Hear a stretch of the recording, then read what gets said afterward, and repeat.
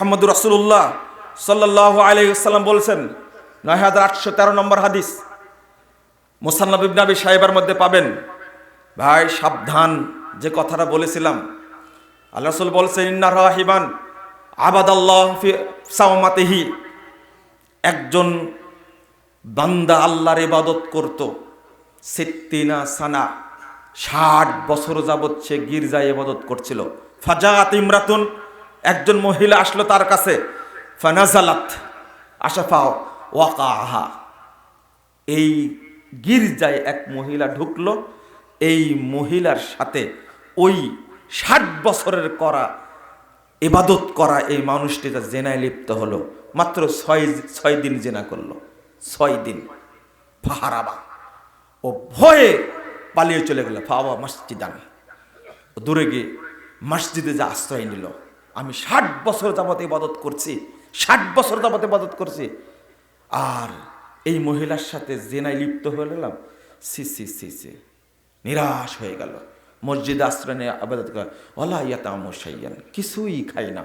ফাউতিয়াবি রগিফেন, তাকে একটা রুটির টুকরা দেওয়া হলো, তুমি খাও, এতদিন যাবৎ কিছু খাওনি, তুমি কিছু খাও, মরে যাচ্ছ যে। তখন লোকটা খাবার নিয়ে ফাতা আনিয়ামিনিহি নিসফাহু ওয়াল আখারা নিসফাহু, ডানে একজন দরিদ্র মানুষ ছিল, ওই রুটির টুকরাটা 2 ভাগ করে, এক টুকরা একজন মিসকিনকে দিল, পরের টুকরা আর একজন মিসকিনকে দিলে। নিজে কিছু খেলেন না, শুধু ভয় এটাই, আমার তো কোনো আমল নাই, এখন বাঁচার পথ কি?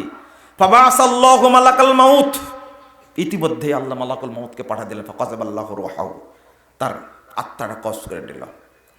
রাসূল সাল্লাল্লাহু আলাইহি ওয়াসাল্লাম বলছেন, মাওকুফ সূত্রে হাদিসটি এসেছে, আল্লাহ রাসূল বলছেন যে যখন তাকে নিয়ে চলে গেল, আল্লাহ নির্দেশ দিলেন, ফাতুতিয়ার আমালু সিত্তুন, ৬০ বছরের আমল এক পাল্লায় দেওয়া হলো। ওয়াউদিয়াতিত সিত্তা ফিকিফা, আর আরেক পাল্লায় দেওয়া হলো মাত্র ৬ দিনের জেনা। কয় দিনের? ফামালাতিস সিত্তা, কিন্তু ৬ দিনের জেনার পাল্লা ভারী হয়ে গেল। কি বুঝলেন? ৬০ বছরের ইবাদত তুলে দেওয়া হয়েছে নেকির পাল্লায়, আর ৬ দিনের জেনা তুলে দেওয়া হয়েছে পাপের পাল্লায়। কোন পাল্লা ভারী হয়ে গেল? পাপের পাল্লা। আপনি কি মনে করেন বলেন, যে পাপ কত বড় হতে পারে বলেন তো দেখি? এক একটা পাপ কত বড় হতে পারে, কত বড় হতে পারে? ফামার আল্লাহ, আল্লাহ ফেরেশতাদের নির্দেশ দিলেন, এবার তুমি ওই যে রুটির সাদকাটা এবার নেকির পাল্লায় দিয়ে দাও। ফাউদিয়াত রাগিফ ফি কিফাতিন, নেকির পাল্লায় এক টুকরো রুটি দেওয়া মাত্রই নেকির পাল্লা ভারী হয়ে গেছে। এর নাম হলো সাদাকা। এর নাম কি? সাদাকা। কোনো আমল দিয়ে যেটা পূরণ করা যায় না, সেইটা পূরণ করা যায় কি দিয়ে? সাদাকা দিয়ে। আপনাকে আমি কিভাবে বুঝাবো, কিভাবে জানাবো? মুহাম্মদ রাসূলুল্লাহ সাল্লাল্লাহু আলাইহি ওয়াসাল্লাম বলছেন, যখন মানুষকে মাটি দেওয়া হবে, ও তিয়ারাজুল কবর, তার কবরে একজন জাহান্নামের ফেরেশতা পাঠানো হবে। প্রত্যেক মানুষের কবরে জাহান্নামের ফেরেশতা পাঠানো হয়। ফাইদা উতিয়া মিন কিবালে ইয়াদাইহি কিবালে রাসিহি, যখন তাকে মাথার দিক থেকে ঢুকতে চাই, এই জাহান্নামের ফেরেশতা তখন মাথার দিক থেকে ঢুকতে চাই, তখন ফাদাফাতহু তিলাওয়াতুল কোরআন, তখন কোরআন তেলাওয়াত তাকে প্রতিরোধ করে, তার সাথে মারামারি শুরু করে। ফাদাফাত, অবস্থাকে পরাজিত করে। এই আমি এখানে তেলাওয়াত, কোরআন এখানে অবস্থান করছি, তুমি এই দিক দিয়ে কবরে ঢুকতে পারবে না। ওয়াইদা উতিয়া মিন কিবালি ইয়াদাইহি, যখন কবরের সামনাসামনি ঢুকতে চাইবে, ডান আর বাম আর সামনে কোন প্রোটেক্ট বেশি করা লাগে? প্রোটেক্ট করা লাগে কোনটা বেশি? সামনাসামনি না ডানে বামে? সামনাসামনি। আল্লাহ ওই জায়গায় ফাদাফাতিস সাদাকা, তখন সাদাকা পুরোটাই তাকে প্রতিরোধ করবে, বাধা দিবে, বিতাড়িত করবে। এখানে ঢুকতে পাবে না। এই বান্দা সাদাকা করত, এই সাদাকা হিসাবে আমি কিয়ামত পর্যন্ত এখানে পাহারা দেব। ওয়াইদা উতিয়া মিন কিবালি রিজলাইহি, এবার যখন দুই পায়ের দিক থেকে ঢুকবে, দাফাহু মাশিয়ুহু ইলাল মাসাজিদ, এই বান্দা মসজিদে হেঁটে হেঁটে গেছে, সমস্ত পদচিহ্ন এই পায়ের কাছে অবস্থান করবে, যাওয়া মাত্রই জাহান্নামের ফেরেশতাকে প্রতিরোধ করবে, না তুই ঢুকতে পারবে না, আমি এখানে উপস্থিত আছি। কিয়ামত পর্যন্ত আযাবের ফেরেশতা আর কবরে ঢুকতে পারবে না। এরপরের অংশটা কি? ওয়াসসাবরু হাজাজাহু, রাসূল সাল্লাল্লাহু আলাইহি ওয়াসাল্লাম বলছেন এবারে ফেরেশতা কোথায় যাবে? ওই যে ধৈর্য ধারণ করে ইবাদত করেছে, কোরআন তেলাওয়াত করেছে, সাদাকা করেছে, মসজিদে গেছে, এই ধৈর্যটা তখন তাকে বন্দি করে রাখবে, কিয়ামত পর্যন্ত আর ঢুকতে পারবে না কবরের মধ্যে। এটা হলো সাদাকা, কোরআন তেলাওয়াতের বরকত। কিন্তু আমরা দুনিয়া নিয়ে ব্যস্ত, চিন্তা নিয়ে ব্যস্ত। কি করব? বাবা মা চলে গেছে, একবারও মনে করি না, একবারও চিন্তাও করি না যে আমার বাবা মা কি অবস্থায় আছে, কবরে কি তাদের শাস্তি হচ্ছে? যখন আপনার মা আপনাকে পেটে নিয়েছিল, বলেন তো আপনার মা কি কখনো পেট ভরে খেতে পেরেছে? কখনো না, পারেনি।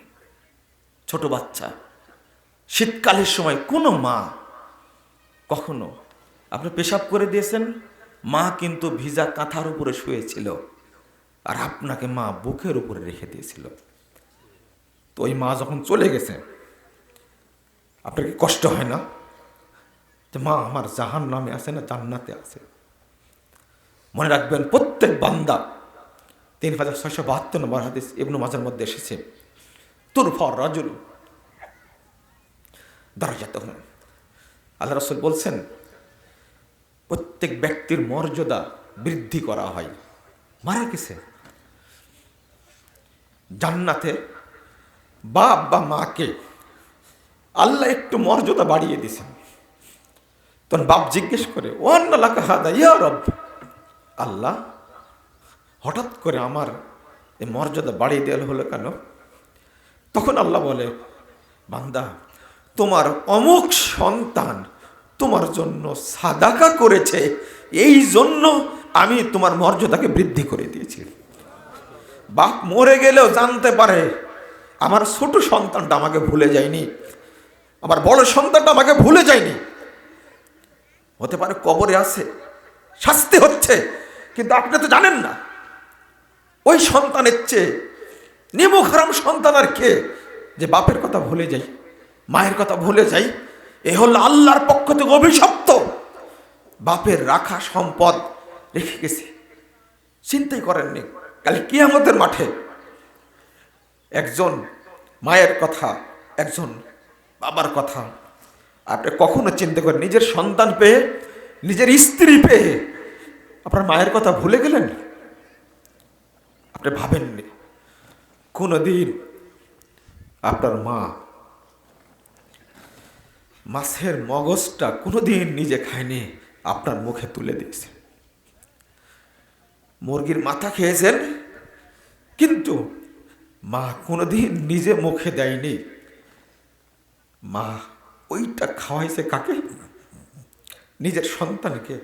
মুরগির মাথাটা ছোট্ট, এই মাথার মগজটা বের করে মুখে দিয়েছে মা আপনার মুখে। আপনি নিমুখ হারাম সন্তান, ওই মায়ের কথা স্মরণ রাখেন না। নিজের সন্তান পেয়ে, নিজের সংসার পেয়ে, স্ত্রী পেয়ে সব ভুলে গেছেন। অথচ যদি বিপদে পড়েন, আপনার একটা কিডনি লাগবে, কোনো দিন আপনার ওয়াইফ আপনার কিডনি দিবে না, নিজে বেশ থাকবে। তো মা কিডনি দুইটা দিতেই প্রস্তুত, বলবে আমার এই হৃদয়ের টুকরাটা বেঁচে থাক, আমি চলে যাই, কিন্তু সন্তানকে মরতে দিবে না। এর না হলো মা, এর হলো বাবা। কিন্তু আমি আপনি মাকে ভুলে গেলাম কি করে?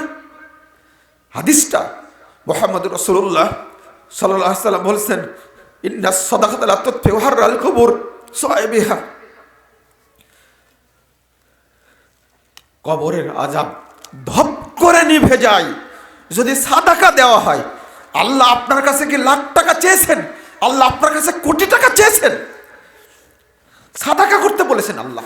কিন্তু আপনি মায়ের জন্য, আমি বলে থাকি, বক্তব্যে বলে থাকি, জীবনে যত দান করবেন সব দান করবেন পিতা মাতার জন্য। কারণ হাদিসে এসেছে পিতা মাতার জন্য দান করলে অটো দানের নেকি লিপিবদ্ধ হবে মায়ের উপরে, বাবার আমলনামায় অটো লিপিবদ্ধ হবে। কিন্তু আপনি তো সেটা করেননি। আপনি চিন্তা করেন, শীতের মধ্যে মা কোনোদিন গরম ভাত খায়নি, প্রতিদিন সকালে ওই বাসি ভাতটাই খেয়েছে, কিন্তু টাটকা রান্নাটা আপনাকে খাওয়াইছে। ওই দিনের কথা ভুলে গেছেন? পেটে যখন সন্তান খেতে বসছে, মা এক লোকমাকে বলে মুখে দিয়েছে, দেওয়া মাত্রই আপনি পেটে লাথি দিয়েছেন, নড়ে উঠেছেন, মা আর খেতে পারেনি, চিৎকার করে উঠে চলে গেছে, আর ভাত দিতে পারেনি। এই হলো মা। আপনি কেন ভুলে গেলেন মায়ের কথা? আর আমরা এখন আরো কৃপণ হয়ে গেছি। একটা বাপ চলে গেছে ছোট ছোট 2-3টা সন্তান রেখে, আর তার বিধবা স্ত্রীকে রেখে চলে গেছে। কিন্তু এই এতিম বাচ্চাদের প্রতি একটু খেয়াল রাখবেন, আপনি একটু দেখবেন। ভাই দেখে না, অথচ তারই ভাগনা ভাগ্নি, ভাই দেখে না, বোন কিভাবে চলছে দেখে না, অথচ শরীয়ত কি বলে?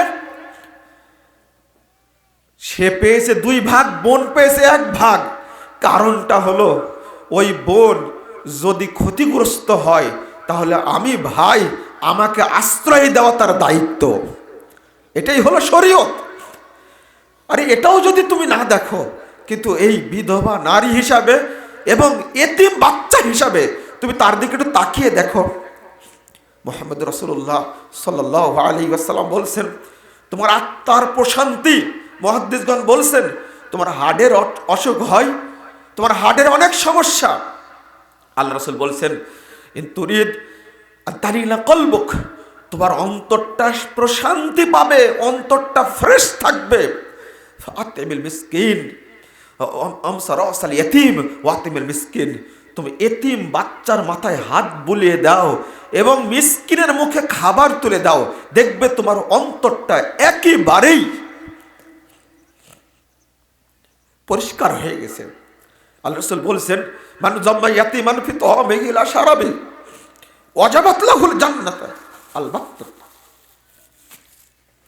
এতিমের কথা আমি বলতে পারি না, এই জন্যই এতিম বাচ্চাটার মতো অসহায় আর পৃথিবীতে কেউ নাই। আমাদের প্রতিষ্ঠানে অনেকগুলো এতিম থাকে। এতিমদের যেটা দেখি, আপনি আপনার সন্তানের জন্য যখন যান, তখন কিছু না পারলেও 1 প্যাকেট বিস্কিট নিয়ে যান, বিস্কুট নিয়ে যান, কেউ পারলে ফল নিয়ে যায়। এতগুলো এতিম থাকে, এতিমের বাপ আসে না, তার জন্য কেউ ফলও নিয়ে আসে না। এতিম বাচ্চারা দেখে, আমরা এই দুঃখের দিকটা চিন্তা করি। লিচুর সময়, লিচু ফলের সময়, আমি একদিন বাচ্চাদের সাথে, এতিমদের সাথে লিচু খাওয়াচ্ছিলাম, 2000 লিচু কিনে নিয়ে গেলাম।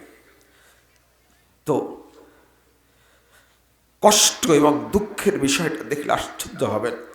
আমার সামনে বাচ্চাগুলো লিচু খেলো এমন ভাবে, আমার মনে হলো যে এই বাচ্চাগুলো হয়তোবা এতিম হওয়ার কারণে এই সমস্ত নিয়ামত থেকে পুরোটাই বঞ্চিত। আপনি একটাবার চিন্তা করেন, আপনি যখন বাড়িতে যান, আপনার ছোট্ট সন্তান যে শোনে আপনি বাড়িতে যাচ্ছেন, কি বলে, আব্বু তুমি না আসা পর্যন্ত আমরা খাবো না। রাত 10টা বেজে যাচ্ছে, 11টা বেজে যাচ্ছে, আব্বুর সাথে খাবে, এই জন্য অপেক্ষায় থাকে। চিন্তা থাকে, আমার আব্বু কিছু নিয়ে আসছে, সাথে করে কি নিয়ে এসেছেন। আমারও মনে হয়, আমারও 2টা বাচ্চা আছে, মনে হয় আজকে যদি আমি চলে যাই, বাচ্চা 2টা এতিম হয়ে যাবে। ওই রকম এতিমখানায় যেভাবে বাচ্চাগুলো কষ্ট করে, এই এতিম বাচ্চাটা কোনোদিন বাপকে আব্বা বলে ডাকতে পারে না। আব্বা বলার পৃথিবীতে কেউ থাকে না। যাদের সন্তানটা বেঁচে আছে তাদের কি উচিত না যে আমি এতিম বাচ্চাটার দিকে একটু খেয়াল রাখি? আল্লাহ রাসূল বলছেন, যে ব্যক্তি এতিম বাচ্চাকে লালন পালন করবে ওর বালেগ হওয়া পর্যন্ত, ওয়াজাবাত লাহুল জান্নাতু আলবাত্তাতা, ওই ব্যক্তির জন্য জান্নাত অবশ্যই অবশ্যই ওয়াজিব হয়ে যাবে, ও জান্নাতে যাবেই। উস্তাদরা বলছেন এতিমের অভিভাবককে আল্লাহ কোনো দিন জাহান্নামে দিবেন না। ও যত বড়ই পাপ করুক না কেন আল্লাহ সমস্ত পাপকে মাফ করে দেবেন। আল্লাহর কাছে কোনো পাপই না, সব পাপকে ক্ষমা করে দেবেন। এটা হলো এতিম প্রতিপালনের ফজিলত। মসজিদে দান করলে আল্লাহ জান্নাতে ঘর তৈরি করবেন, এটা পরিষ্কার। কিন্তু আল্লাহর নবীর সাথে জান্নাতে থাকার হাদিস নাই। আল্লাহ রাসূল বলছেন, আনা ওয়া কাফিলুল ইয়াতাম ফিল জান্নাতি কাহাতাইন, আমি এবং এতিমের অভিভাবক কালকে জান্নাতে থাকবো, এইভাবে একই সঙ্গে জান্নাতে থাকবো। এটা হলো এতিমের ফজিলত। আল্লাহ রাসূল সাল্লাল্লাহু আলাইহি ওয়াসাল্লাম আয়েশাকে বলছেন, আয়েশা লা তারুদ্দিল মাসাকিন, ওই যে দুইটা এতিম বাচ্চা এসেছিলেন, দুইটা মেয়ে বাচ্চা, আল্লাহ রাসূল বলছেন, আয়েশা তুমি এই মিসকিন এতিমকে ফেরত দিও না, ওয়ালাউ বিশিক্কি তামরাতিন, যদিও একটা খেজুরের টুকরাও হয় দিও, ওয়াকাররিবিহিম, তুমি তাদেরকে কাছে রেখো, মনে রেখো তুমি, ফায়ুকাররিবিকাল্লাহু ইয়াউমাল কিয়ামা, কাল কিয়ামতের মাঠে আল্লাহ তোমাকে কাছে ডেকে